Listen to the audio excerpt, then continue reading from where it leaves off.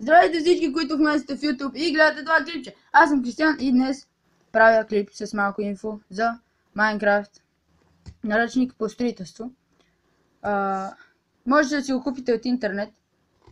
В него има всичко. Има кораби, къщи, градове, дворци, замъци, глупости.